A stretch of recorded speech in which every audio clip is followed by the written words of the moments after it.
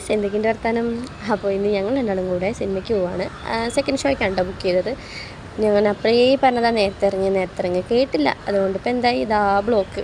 എന്നാലും ഞങ്ങൾ ഇടയിൽ കൂടെയൊക്കെ കയറ്റി ഇങ്ങനെ പോയി. നേരത്തെ വഴുകാതെയല്ല നേരത്തെ എത്തിയെന്ന് വേണം പറയാൻ. അപ്പോൾ അതാ എത്തി. ടിക്കറ്റൊക്കെ നമ്മൾ പ്രിൻ്റ് എടുത്തു.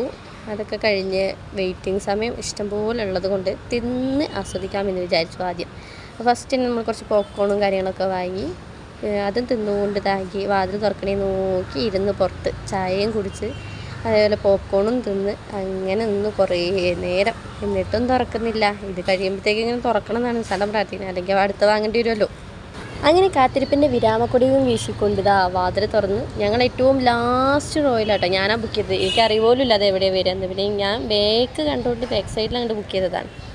അങ്ങനെ കയറി സിനിമയ്ക്കുള്ള ഇതൊക്കെ തുടങ്ങി. ലൈറ്റും കാര്യങ്ങളൊക്കെ ഓഫ് ചെയ്തു. എല്ലാവരും കയറി കഴിഞ്ഞപ്പോൾ നമ്മുടെ സിനിമ തുടങ്ങി. അപ്പോൾ ഇത് കണ്ടിട്ട് നിങ്ങൾ പറയുന്നത് ഏതാ സിനിമ അറിയാത്ത ആൾക്കാരും ഉണ്ടാവില്ലെന്ന് എനിക്കറിയാം. എന്തായാലും നല്ല കിടില മൂവിയായിരുന്നു. കിടിലെന്ന് പറഞ്ഞ പോലെ കിടില മൂവിയായിരുന്നു കേട്ടോ. അങ്ങനെ 9:30 കയറി ഞങ്ങൾ ഏകദേശം 12 മണി കഴിഞ്ഞിട്ടാണ് ഇറങ്ങിയത് കേട്ടോ. 12 മണി കഴിഞ്ഞപ്പോഴത്തേക്ക് നല്ല വിശപ്പെട്ട് വയറിന്. അപ്പോൾ നേരെ അവിടെ നിന്ന് വിട്ടു. ഫുഡ് കഴിക്കാന്നുള്ള തീരുമാനത്തിൽ ഞങ്ങൾ നേരെ എങ്ങോട്ട് വന്നു? നിലമ്പൂരിൽ നിന്ന് എടക്കര വരെ പട്ടിണി വന്നു. നിലമ്പൂർ കടകൾ തട്ടുകടയൊക്കെ ഉണ്ട്, പക്ഷേ ഞങ്ങൾക്ക് അങ്ങനെ തട്ടുകടയിൽ നിന്ന് ഫുഡ് കഴിക്കാനൊരു മൂഡില്ലായിരുന്നു. അപ്പം നമ്മൾ നേരെ ചായ വിലയ്ക്ക് വന്നു. അത്യാവശ്യം നല്ല ആംബിയൻസിലിരുന്നിട്ട് ചായയും ഒക്കെ കുടിക്കാതെ വിചാരിച്ചു കേട്ടോ.